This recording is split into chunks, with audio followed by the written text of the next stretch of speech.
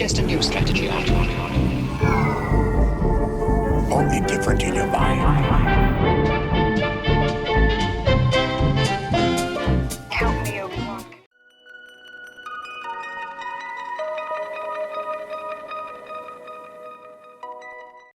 Alors d'un point de vue design, ce Meizu Pro 6 fait finalement très standard. C'est un petit peu du déjà vu avec un look finalement très proche de l'iPhone 6 mais en même temps extrêmement agréable à l'œil et au toucher avec un design tout métal à l'arrière, une coque unibody. On trouve donc sur le côté droit le bouton power et le bouton volume. Sur le côté gauche on trouve le slot double nano SIM. Sur le dessous on va retrouver le connecteur jack, le micro, le port USB type C ainsi que le haut-parleur. Sur le dessus on va uniquement retrouver un micro secondaire. Sur la face avant on va avoir l'écran de 5,2 pouces Full HD. En dessous le scanner d'empreinte qui fait 6 boutons. À l'arrière on retrouve la caméra légèrement protubérante ainsi que le flash d'LED et le laser autofocus. On est quand même sur un gabarit très contenu et finalement à l'œil et au toucher c'est vraiment très agréable. Au niveau des perfs, Meizu a eu une exclusivité avec le partenariat avec Mediatek en la présence du Helio X25 qui est un processeur DK cœurs, 10 cœurs,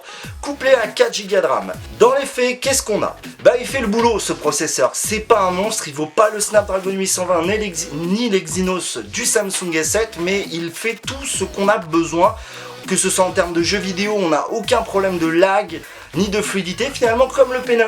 C'est pas le meilleur processeur du marché, mais il fait très bien le boulot, plus couplé aux 4 Go de RAM, au quotidien on n'a aucun problème. Au niveau de la chauffe, elle reste très modérée, même en jeu intensif, on note une légère chauffe, mais la dissipation thermique est vraiment bien faite sur ce Meizu Pro 6. Au niveau des caméras, on va commencer par la caméra avant et ses 5 mégapixels. Alors comme tous les téléphones chinois, on a toujours cette tendance à avoir un lissage des traits du visage et finalement on a l'impression d'être tous maquillés quand on prend des selfies. C'est pas catastrophique en soi, ça fait quand même bien le boulot, la caméra prend des photos correctes. Elle est même capable de filmer en 1080p, c'est pas incroyable, mais ça fait le taf. Je vais vous mettre dans l'article qui sera dans la description des petites photos prises avec cette caméra avant. A l'arrière on retrouve un capteur de 21 mégapixels avec un autofocus laser et un flash d'LED. Ouais, d'LED ça fait quand même pas mal. Alors globalement cet appareil photo est plutôt performant mais il avoue rapidement ses limites en basse luminosité et c'est vraiment dommage. Ces 21 mégapixels finalement, il y a beaucoup de mégapixels mais c'est décevant.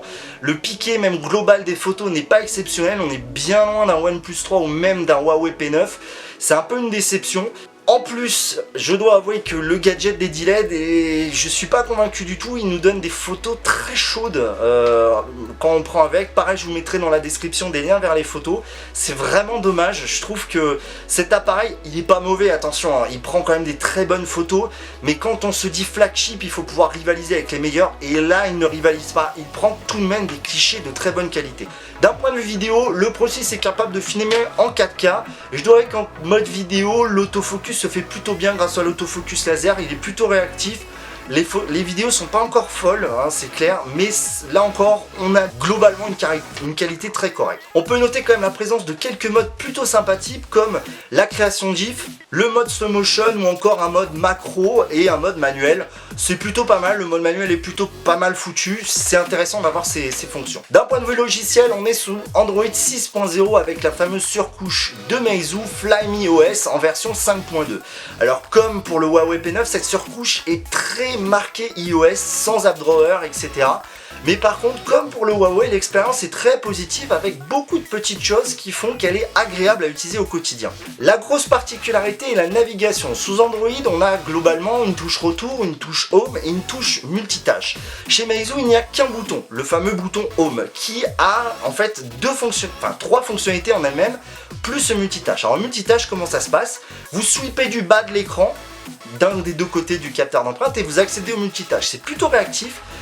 Quelques moments en fait on a tendance à le déclencher sans le vouloir, mais je trouve l'intérêt pas mal.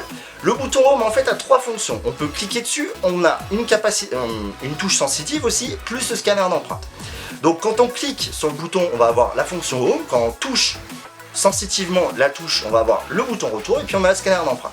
Et finalement cette fonctionnalité de navigation s'y habitue très vite et c'est finalement très agréable à utiliser, et quand on revient à un Android normal, bah on est un peu dérouté, et je trouve que c'est vraiment des points forts de FlymeOS. Du point de vue du scanner d'empreinte, il fonctionne comme sur l'iPhone, c'est-à-dire qu'il faut d'abord appuyer dessus et ensuite rester le pouce dessus. C'est dommage, ça nuit un petit peu à la rapidité, même s'il est largement au niveau des S7 et de tous les autres smartphones, pas du tout au niveau du OnePlus 3 qui est bien plus rapide, mais il fait parfaitement le boulot. D'un point de vue batterie maintenant, et donc l'autonomie, c'est vraiment ma déception sur ce Pro 6. Avec une capacité de 2560 mAh, on pouvait quand même s'attendre à une autonomie raisonnable. Et on va pas le cacher, en utilisation modérée, on passe la journée, mais dès qu'on commence vraiment à faire beaucoup de choses, comme par exemple jouer un peu à Pokémon, etc., et ben tout de suite la batterie fond comme neige au soleil. Et c'est pas la charge rapide qui sauve l'affaire, comme ça peut être le cas sur OnePlus 3. C'est vraiment ma déception, cette batterie tient mal. La charge rapide est présente puisque le chargeur rapide est fourni avec, mais le problème c'est qu'elle a tendance à faire chauffer le téléphone et elle n'est pas aussi rapide finalement que celle du OnePlus 3, puisqu'on atteint de 5 à 100% à peu près 1h20, 1h30. C'est pas non plus mauvais, mais c'est loin du OnePlus 3, donc ce point de la batterie est vraiment une déception. Au niveau de l'écran, c'est le point positif, 5,2 pouces Full HD, Super AMOLED. Alors comme vous le savez, je suis vraiment partisan du Full HD, je vois toujours pas l'intérêt du 2K pour moi. Vraiment, à part le gadget et le bouffer la batterie. Cet écran est très agréable comme tous les Super AMOLED, il a tendance à tirer légèrement vers le bleu, mais là encore Meizu a implémenté des fonctions de réglage de chaleur et même plusieurs modes, comme un mode photo, un mode adaptatif, etc. L'écran est globalement très agréable. Sa taille par ailleurs est parfaitement adaptée, je trouve. Elle est dans les standards actuels, que ce soit Huawei P9, Samsung S7, HTC 10, etc. Le petit plus de cet écran, c'est qu'il est doté de la technologie Force Touch, c'est-à-dire qu'elle va détecter les niveaux de pression que vous appliquez dessus. Alors, en soi, c'est une technologie très intéressante, notamment sur Apple, mais quand on voit le retour des gens, ils s'en servent très peu, d'autant plus que sur ce Meizu Pro 6, elle n'est utilisable que sur les applications natives, ce qui est vraiment dommage, et au final, j'en suis même venu à la désactiver, vu son inutilité. D'un point de vue connectivité, là, on va avoir vraiment le bas qui blesse, c'est-à-dire la 4G. Déjà, il manque une bande de fréquence à 800 MHz, alors si vous êtes chez Free et Bouygues, il n'y aura pas trop de problèmes. Je suis chez les deux opérateurs, ça pose pas de soucis. Peut-être chez Orange et SFR vous l'aurez plus. Mais je trouve que, si je peux appeler ça, la captation du réseau par le téléphone est quand même relativement mauvaise. Et à des moments où je vais être en 4G chez Free sur le OnePlus 3, je serai en Edge sur le Pro 6. Alors que théoriquement, le Pro 6 est full compatible Free. Donc c'est vraiment dommage, cette captation du réseau assez médiocre finalement. Même si je dois l'avouer, ça m'a pas réellement posé de problème, mais il fallait le noter. De plus, il est censé être 4G+, ce modem 4G, et j'ai jamais vu la 4G+. De l'autre côté, on a du Wi-Fi, on a du Bluetooth 4.1, mais pas de NFC. Et ça, c'est un gros point négatif sur un téléphone de 2007. Autre petit point qu'il faut noter, c'est au niveau de l'audio. Meizu a été mondialement connu pour ses MP3 et sa qualité audio. Déjà, le haut-parleur du Meizu est vraiment d'une grande qualité, je trouve, pour un haut-parleur qui distribue le son vers le bas et qui en plus est unique. On va dire il a un son vraiment vivant. Quant à la partie jack, là aussi elle est extrêmement performante. Je suis pas un audiophile, mais on voit vraiment la différence par rapport au OnePlus 3. Donc c'est vraiment un point positif pour ce Meizu, un vrai gros point positif même, la qualité audio. Si vous êtes, il est doté d'un DAC Cirrus Logic, donc vraiment une puce audio séparée, c'est vraiment top.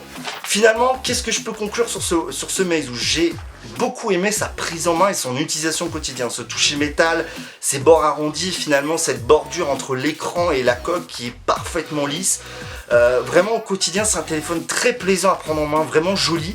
Certes, très facile à confondre avec un iPhone, mais néanmoins, il a des petits trucs. Maintenant, il a des grandes lacunes. Et ces lacunes viennent notamment de la captation du réseau, de l'autonomie qui est vraiment trop légère, et de la caméra finalement décevante. Et puis, il y a aussi le suivi logiciel de Meizu qui n'a jamais été vraiment le fort de la marque. Et ça c'est vraiment dommage, surtout qu'ils sont censés être en France, il y a un importateur français, et on a l'impression que le suivi logiciel n'est pas exceptionnel. Donc au final, est-ce que je peux vous conseiller ce téléphone pour 429 € en version 32 Go et 449 en version 64 ? Non, je peux pas vous le conseiller. Sincèrement, aujourd'hui, on a beaucoup mieux pour ce tarif-là. Le OnePlus 3 en est un exemple. Même le Huawei P9, j'ai envie de vous dire, pour le tarif, c'est-à-dire qu'aujourd'hui, on le trouve à 479 €, pour moi, est meilleur que ce Pro 6, qui a vraiment de trop grandes lacunes. Je peux pas vous conseiller ce téléphone, sauf si vraiment vous êtes Vous voulez vraiment un iPhone-like, un Android, enfin Android dans un iPhone, allez-y. Mais je trouve qu'il a trop de défauts. Voilà, c'est tout pour mon test de ce Meizu. N'oubliez pas de partager la vidéo si vous l'avez aimé. Un petit pouce bleu, ça fait toujours plaisir. Je vous donne rendez-vous à très bientôt. C'était Vito.